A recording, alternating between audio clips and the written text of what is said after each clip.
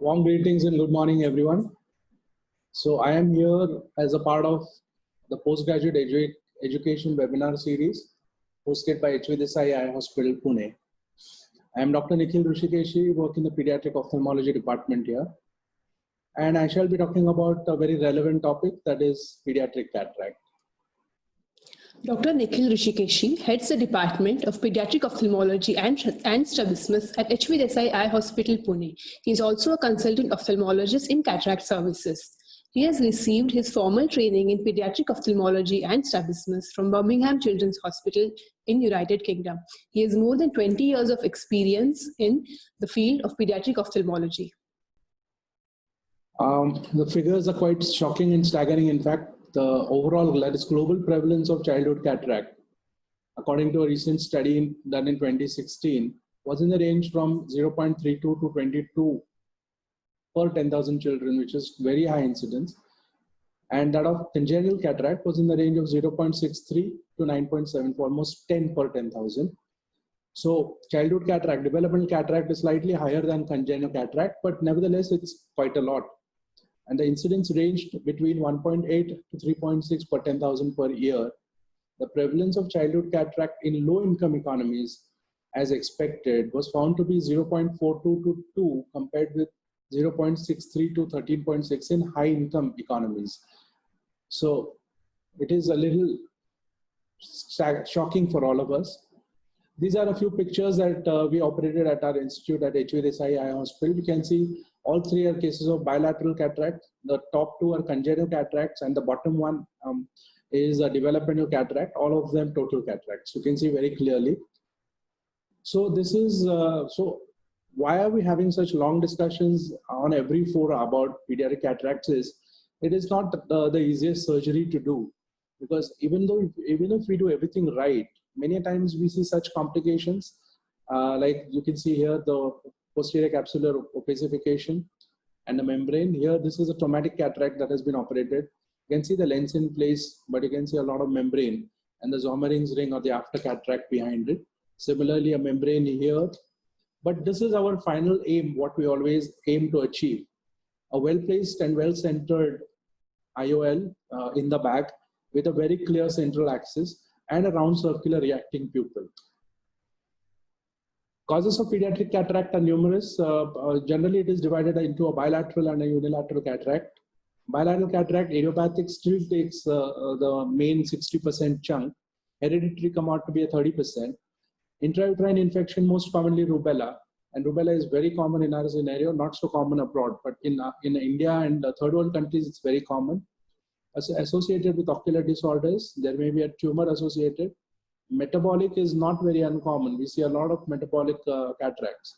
Maternal drug ingestion, more in the Western scenario.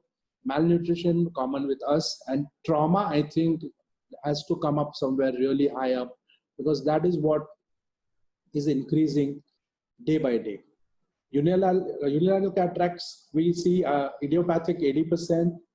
Intrauterine infections, as mentioned earlier, rubella again comes up right at top. Ocular abnormalities, trauma, because thankfully, and it should not be bilateral. Most of the times it is uniocular. Persistent fetal vasculature, in fact, comes as a very important cause of unilateral cataracts. Most unilateral cataracts, they say, unless proven otherwise, should be considered as persistent fetal vasculature if there are no other infective or traumatic causes. In healthy neonates, generally hereditary, idiopathic, and there are ocular anomalies which come up as causes of cataract, like PFEs, aniridia, coloboma microphthalmos. These are all bilateral cataracts. You can see the aniridia with the cataract. The cataract with a typical iris coloboma, you can see very clearly. In the unwell neonate, intrauterine infections make up the main chunk of the cause of cataract. Rubella, toxoplasmosis, cytomegalovirus. Rubella is still the commonest with our subcontinent here. Metabolic disorders, galactosemia, hypoglycemia, Lewis syndrome, we've seen quite a few, hypocalcemia. The congenital cataracts are classified they're classified morphologically and according to the position of the cataract. Then from anterior to posterior, anterior polar, then there is posterior polar, coronary cataracts, cortical spoke-like cataracts, lamellar, central pulvirulent, sutural, and focal dots. We'll go through them in detail. Anterior polar cataract are generally dominant inheritance, and you can see that generally they are not very visually significant because they are far away from the nodal point. The capsular and the pyramidal cataracts are seen here. The third one is the one with the persistent pupillary membrane. And Peters anomaly with cataract is not an uncommon scenario in our institute. We see quite a lot of them. The posterior polar cataract, obviously being very close to the nodal point, just like the zonular cataract, is one of the most visually significant cataracts, and it demands urgent attention, urgent surgery. It generally may be associated with ocular persistent hyaloid remnants, post-posterior lenticonus, and PFVs. We see supranuclear or coronary cataracts. They are round opacities in deep cortex. And there are spoke-like cataracts, which are cortical in nature, associated with Fabry's or monocytosis. Lamellar cataracts are usually dominant inherited.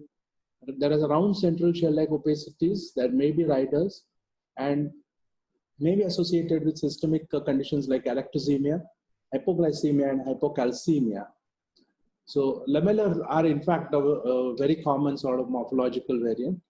Central pulvirulent cataract, dominant inheritance, again you see spheroidal opacities within the central nucleus, the embryonic nucleus, a relatively clear center, and they are generally non-progressive. You can see them right through teenage and adulthood.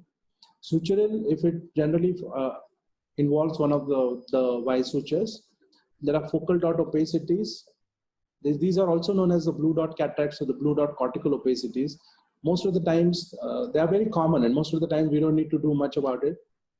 Traumatic cataract, like I said, it's increasing at an alarming rate, and it is just so unfortunate. You see so many young children, small children of all ages with a lot of trauma. So we see here a traumatic cataract with full thickness corneal tear in the center, right in the center, and just a devastating sort of a picture. And in the other one, you can see the blunt trauma giving rise to rosette cataract due to, and the rosettes are generally the posterior, on the posterior surface of the posterior capsule, that is because of the coup-counter-coup mechanism that it is said. Complicated cataracts, again, associated with n number of uveitic causes, or so many other conditions. So with small undilated pupils. What are the signs and symptoms that generally kids will come to us with of developmental cataract? Usually, obviously, parents are the informants. They come with a complaint that the child had a white spot in the pupillary area. Child is usually brought to the history of DOV, diminution of vision, or not able to recognize objects, or holding objects too close, or going too close to the television, or elder children will have the complaint that teacher says that the child is unable to read what is written on the board, or they're going too close to the board. All of these causes come up as the primary sort of presenting complaint. Unsteady eyes, deviation of eyes, these will be there. That unsteady eyes, that means fixation, wandering fixation, nystagmus, deviation of eyes, strabismus. These things will happen generally in cases where the cataract is earlier on, when the insult was very early, probably in the first 6 months of age. That is when the development, the fixation gets affected. Sometimes there will be associated symptoms of systemic disease if present. Lab investigations for bilateral cases, generally for unilateral, they are mostly idiopathic, and elaborate lab workup is not really needed. For bilateral cases, you need to do the full blood count, serum glucose, blood calcium, phosphorus. For hypocalcemia, galactokinase levels for galactosemia. The torch test, torch titer, I think is one of the most important because we see maximum cases of rubella nowadays. The urine analysis for reducing substances, for amino acids to exclude LOVIS, that is oculocerebrorenal syndrome in suspected cases. So what is a visually significant cataract? When will we really, every pediatric cataract does not need surgery. So which is the pediatric cataract that you want to really operate? That is why we need to know what is the visually significant cataract. So in this, the visually significant cataract is that which is in the central visual axis and is bigger than 3 mm. So a small focal dot opacity is not really a significant cataract. A posterior, more posterior cataract placed more towards the nodal point, that is a visually significant cataract. If there are no clear zones in between, the retinal detail is not visible with direct ophthalmoscope, that is on the DDO, that is direct distance ophthalmoscopy, or even retinoscopy. If there is a nystagmus or strabismus present, and if there is poor central fixation even after the first 8 weeks, these are all significant cataracts, and we cannot postpone them too much. We need to check the red-orange reflex with the retinoscope to assess the size of the cataract, and you can actually see the shadow of the cataract in our globe. Sometimes that is even more important than a slit lamp examination. The slit lamp will tell you that a cataract is there, but the retinoscope glow will actually tell you, and the fundoscopy will actually tell you how significant it is or how deep it is. If one can penetrate using ophthalmoscope or indirect ophthalmoscope, you probably have to reconsider doing surgery or wait for it. If there is a persistent fetal vasculature with a low shunt, like we are seeing here, generally there will be very less chances of vitreous hemorrhage intraoperatively. These eyes are generally smaller. You have to watch for smaller optic nerves, and they probably have poorer visual prognosis. Most of these are monocular cataracts, not very commonly there. Very uncommonly, they are binocular. PFV with the shunt is the one that has the more risk of vitreous hemorrhage intraoperatively, and that is why post-operative phthisis chances are very high. And you probably have to have an endolaser ready with you every time you want to handle these cataracts. The lamellar cataracts, like I said, are a very common presentation. It's generally, the prognosis is quite good. You'll get good visual acuity despite the central location because they are anteriorly, they are not close to the nodal point. So visual acuity post-operative, it can be as good as 6 by 7.5. And if the visual pre-operative vision is not probably less than 612, we can actually hold on because the near vision will be N6. And I think in children, near vision is as important or probably more important than the distant vision because of the studies and all of that. So if the child has a 612, 6.9 distance vision with the cataracts, but as an N6, I would always wait. So you have to wait post-amblyopia age because of the problems of the IOL that all of us know, the glare, the contrast, and all of that. So cortical cataracts are, you think that they're extensive, they're located, and the whole of the lens gets affected or involved. But actually they have very minimal effect on the vision because they're all spread out. But it does cause a little amount of glare because of diffraction of rays. So you just have to look at the amblyopia. An important point is when do you really operate? So if there are, it depends on whether it's a monocular cataract or a binocular cataract. The monocular cataract obviously is the cataract that needs urgent attention. You cannot wait for it too long because of obviously the critical period of visual development. So before 6 weeks is what has been actually recommended by all the research articles, but not before 4 weeks. No cataract surgery should be done before 4 weeks to 6 weeks. Up to 6 weeks, I think, is a good time even for a monocular cataract. So obviously, otherwise, if you prolong the surgery too long, the risk of stimulus deprivation amblyopia, persistent fetal vasculature, if it is generally there until proven otherwise. So you have to commit to aggressive post-operative rehabilitation. So these monocular cataracts are, in fact, the difficult ones to handle and at times frustrating for the surgeon because you do everything right, but there is always a risk of secondary glaucoma and the post-op rehabilitation is not all that easy. With bilateral cataracts, you have to see when actually the onset has occurred. So if the onset is during the amblyogenic age, that means in early infancy, up to 2 years, 3 years, 4 years of age, you cannot wait. And if in fact it is in the first 6 weeks, 6 months, you just cannot wait. You just have to go ahead and operate. So you operate before the nystagmus sets in. That means before the stimulus deprivation, amblyopia sets in. The question is whether you do one eye or you do both eyes together. So you do it before 8 weeks. So at that age, the risk of repeat anesthesia is so high that I would always do both eyes together, taking care and looking at each eye as a separate surgery. So you have to, everything has to be, you have to re-scrub, the assistant has to re-scrub all the drapes and the instruments, the phaco, everything has to be changed. The irrigation aspiration, everything has to be changed. But it's better to do both eyes together. And we have not seen too many complications doing that because the risk of repeat anesthesia at that age really outweighs everything else. In onset, that is after 7 years of age, when amblyopia is less of an issue, we actually have the leisure of doing one eye at a time and not as urgently as in at earlier ages. But even after 6 months, 4 months, 5 months, 6 months of age, we probably do one eye at a time, but the other eye is done at a gap of just 1 week. We can't wait too long. The next question that comes in is, when do we put in an IOL? We cannot put in an IOL for a small eye. We cannot put in an IOL in eyes that are only 9 mm diameter or microphthalmic eyes. So when do we put in an IOL? So there was an important study that was carried out, which is famously known as the infant aphakia treatment study, which was a multicentric trial that was done in the US at multiple centers. And the results were actually very, very clear. So what was done was a follow-up of 4 weeks to 7 months in about more than 100 patients, pediatric cataracts, infant cataracts, obviously, wherein in some of the cases, IOLs were implanted.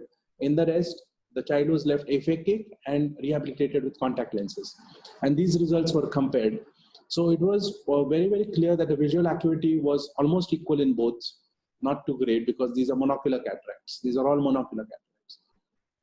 So, but the risk of adverse events was more with IOL than with aphakia. The need for additional surgery was more with IOL than with aphakia. Only thing is the glaucoma incidence was slightly higher with aphakia than with pseudophakia. Now, rehabilitation with contact lens may be a possibility in the Western scenario, but we have to really take it with a pinch of salt because it's not all that easy. We have to look at the economic status of the family, the awareness, the education level of the mother, the father. Only then can we, and the hygiene. So only then can we prescribe contact lens for an infant, for a small child, because we don't want to end up with corneal ulcers. So sometimes implantation of IOL for us I think is one of the better options than contact lenses. So what formula, what IOL? These are all the usual questions that all of us face all the time. So we need to try, and we cannot arbitrarily put in any findings and any readings and just go ahead and calculate. You have to try and get a good keratometry reading. You need a good axial length determination with a good ultrasound, even if you have to put the child under general anesthesia. So we do have a separate setup in the operation theater, a handheld keratometer, the NIDEC. Again, no financial interest there, but it's a good handheld, reliable keratometer and a good A-scan that you have in the OT. So under anesthesia, we do under evaluation with a very accurate as accurate as possible. There is nothing like accuracy in a pediatric IOL calculation. Which formula is used? So there is no perfect formula for the pediatric cataract. According to all studies, there are no formulae that are 100% reliable. There are those that are least reliable. That is the closest that one gets. So 4 formulae were generally studied according to a good study by Edward Wilson and team, the predictive value of regression. So the SRK2, SRKT, Holiday, and Hoffer-Q were studied in great detail. There was no significant difference in accuracy. Average post-op error was between 1.2 to 1.4 diopters in all formulae, like I just said. There is a high degree of variability in the Hoffer-Q. Hoffer-Q is the most variable. SRK2 is the least variable. So probably SRK2, the time-tested one, is probably the most reliable. The SRKT is just as reliable as the 2. Hoffer-Q, especially among the younger group of children with lesser axial length, less than 19, was thought to be the most variable. So these are very, very difficult sort of problems to solve. There is no perfect formula. So that is one of the problems with pediatric cataract IOL calculation. So according to the IATS, what really happened? When the IOL was implanted, they used the Holiday 1 and the SRKT. At 5 years after surgery, they found refractive errors ranging between +5 and -19. That was the amount of variation that they saw. So that is probably the reason for that is the inability to predict the actual elongation in infantile eyes. The Barrett's Universal 2 formula is coming up as a pretty good sort of reliable formula nowadays. What would be our target postoperative refraction? For that, we need to understand how to get the least predictive refractive error. We need to know how the child's eye actually grows. So without getting into too many details, because it's a very, very extensive topic in itself, Gordon and Donz's study, which was done in 1985, is actually still the gold standard that everyone depends on. So they found that axial length progressively increases after birth and is within 1 millimeter of adult length by 5 to 6 years of age. The maximum growth takes place in the first year and the second year of life. The normal newborn eye has a mean axial length ranging between 16.6 to 17 millimeters and a mean cherometric value of 51.2 diopters. And then it reaches approximate adult value of 23.6 at about 15 years of age. And so we are talking about the axial length. And the K1, K2 comes down to 43.5. But all of this takes place in the first 2 years and maximally, and goes on up to 15 years. But a recent study by again Edward Wilson, Rupal Trivedi and team have really said that the change or the refractive shift is taking place right up to 19 years of age. We'll come to that in a bit, because I think I have that slide somewhere. Yeah, there you go. According to Wilson data, the growth of the eye between the ages of 10 and 20 may lead to a change of almost 4 diopters. So I think this is a very new sort of a data, and this just gives us an insight into, because this is what you're going to use, whether can you implant a multifocal IOL in pediatric cataract, and this is the answer to that the growth of the eye between ages of 10 years and 20 years may lead to a change of 4 diopters, because it was almost a 1.5 mm shift in the axial length. So what do you have as a target refraction? Well, some people would aim for an initial hyperopia post-operatively because of this myopic shift that occurs. So we know that if you have an initial hyperopia, as the eye grows, the hyperopia will improve, myopic shift will be less. Initially, spectacles or contact lenses will be required diligently. This could be a disadvantage in some scenarios. And at the adult age, the myopia may not be too much. Hyperopia will definitely not be there. So I think this is the win-win situation that all of us probably look at. If you choose to have initial emetropia at time of surgery, which I think is a very ambitious sort of planning, because then you cannot aim for an emetropia in a pediatric cataract because of aforementioned factors. You think that there'll be no spectacles or contact lenses initially, then there will be a large myopic shift. So even we've seen up to -8, -9, -10 diopters of myopia. And if you have an initial myopia, you're just looking at disaster, because maybe initially the near vision will be good, but soon the myopia will be tremendous. So when you're doing the surgery as shown here, the cataract is aspirated, lens is aspirated, good anterior CCC needs to be done because you want in the bag IOL implantation. But you can see there that there is a primary posterior capsular rhexis that is done. So you can do it either manually, or after IOL implantation, you can do it with a vitrector through the limbal approach. You don't need to go in through a Parsvin approach. And you need to do the anterior vitrectomy, limited anterior vitrectomy, because that the anterior vitreous cells can act as a scaffold for the growth, the recurrence of PCA. So the objectives are just two: a clear visual axis and focused retinal image. So we know that as all pediatric surgeons really know, the child's eye is not a miniature adult eye. Everything is different. The surgeon is faced with a different path right from the incision. The posterior vitreous gives a lot of thrust in the child's eye. And even during surgery, the lens diaphragm keeps moving forward. And later on, it may alter the position of the IOL and the focal power of the IOL if you have not done an adequate limited anterior vitrectomy. This is where the anterior vitrectomy comes in, to reduce the thrust that is given in and to keep the IOL in place. A second relevant factor is in the postoperative healing. It is common for the posterior pediatric capsule or the entire capsular bag to undergo significant fibrosis. And that can again cause a lot of lead to sometimes a shifting of the centration of the IOL. Again, this is a point that you have to look at if you're considering multifocal IOLs. Multifocals are really not good at the younger ages. There are the other problems that we are going to face later. So surgery is just the first step. It is not the be all and end all. It is just the first step. The problems that you have to face are amblyopia, 100% rate of posterior capsular reopacification, that is PCO formation, 100%. Anisometropia may be there, anisoconia, propensity for inflammation. The anatomy is different. It's a growing eyeball with a lot of myopization, orimetropization, and later myopic shift, and the refraction constantly changes. So like I said, less than 5 years now, that these are what have been the rules that or the guidelines set in by the Wilson group. But this, I don't think we should apply it here because of sometimes a lesser rate of follow-up or people coming in for regular follow-up. So they do primary posterior capsulotomy with vitrectomy in less than 5 years of age. We do it till at least 6 to 7 years of age. After that, they do a primary posterior capsulotomy 5 to 8 years with or without vitrectomy. So up to 8 years, we do 100% anterior vitrectomy. 7 to 8 years, yes. After 8 years, you can actually leave the posterior capsule intact, obviously without, so you can just place the IOL in the bag because the child may cooperate for YAG in cases of PCO. So you can see the anatomic differences in the premature infant versus the adult globe.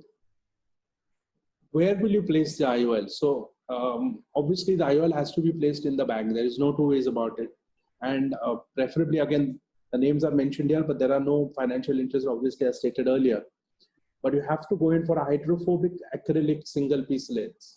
All these three adjectives are very important. Hydrophobic acrylic single piece lens, which has to be placed in the bag because that is the safest position to keep the PCO to a minimum, reaction to a minimum, and the chances of secondary glaucoma. So all of these need to be kept to consideration so that the central axis also stays clear.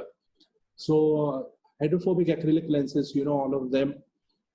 You can see the name of the Rayner lens here, but it is not a hydrophobic lens, pure hydrophobic, but its results, according to Edward Wilson and team, are really, really good.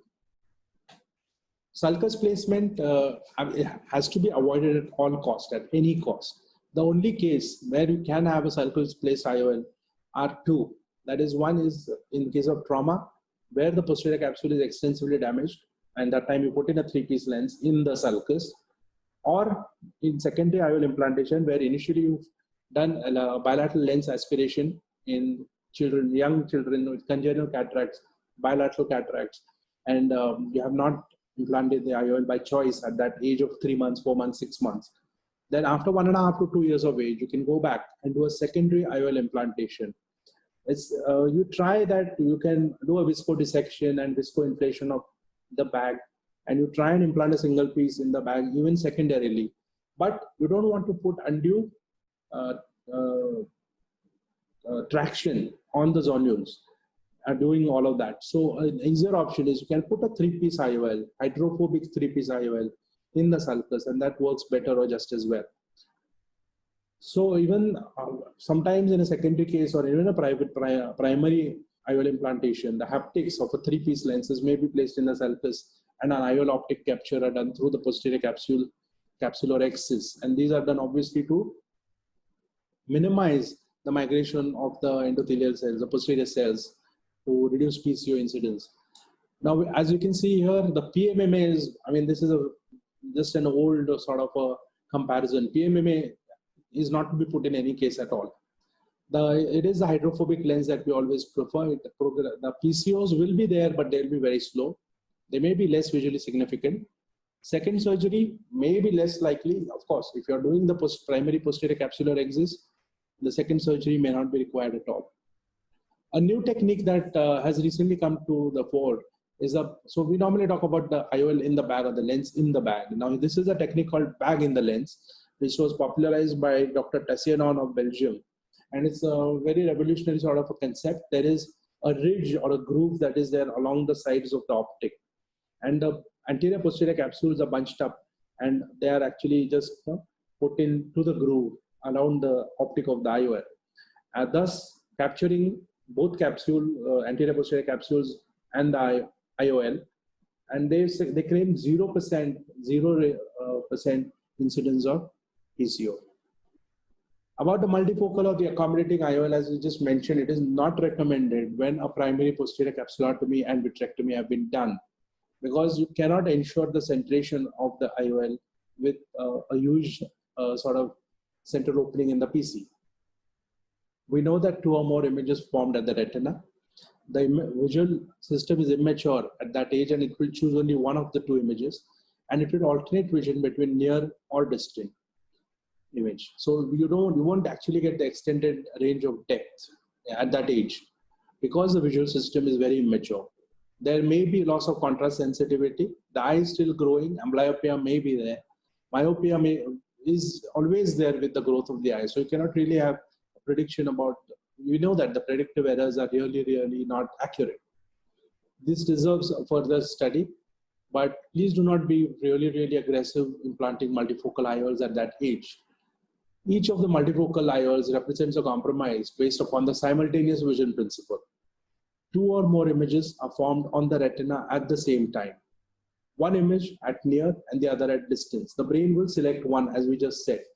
So there will be a loss of depth, and the stereopsis and depth are majorly hampered. They say that multifocal IOLs have had a better stereopsis than monofocal IOLs, but that is provided that the refraction doesn't change, the myopization doesn't occur, all the other factors that we just discussed. Some loss of contrast is inherent to simultaneous vision, since the available light is split between the near focus, the distance, and the intermediate focus. The uncorrected refractive errors and cylindrical diopters of more than 1 may result in more significant blur because of the simultaneous vision concept. So that is why sometimes the monofocality is always more preferred by children than multifocality. If we leave the children aphakic, we obviously rehabilitate them with spectacles, contact lenses, and later on with secondary IOLs.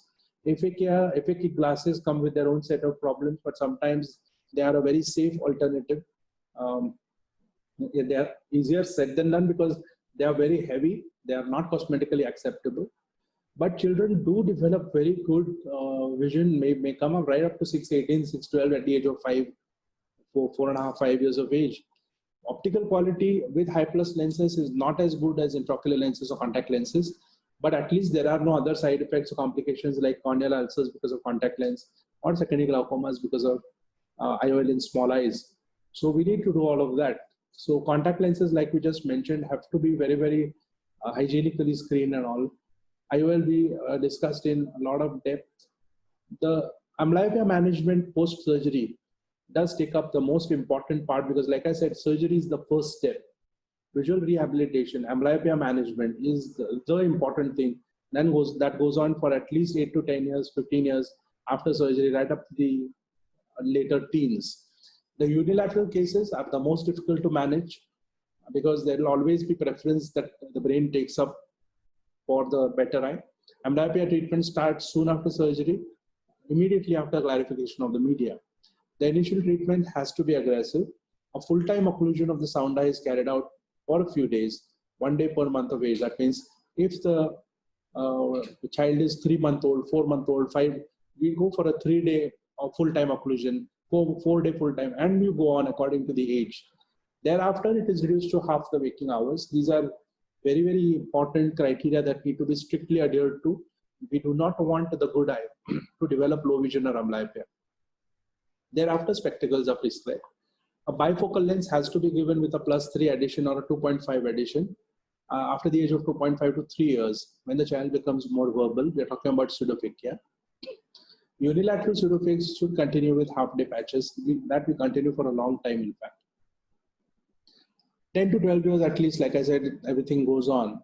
Secondary IOL, we just discussed. So all in all, it's not a really cakewalk, but it is not entirely hopeless. There is a lot of hope.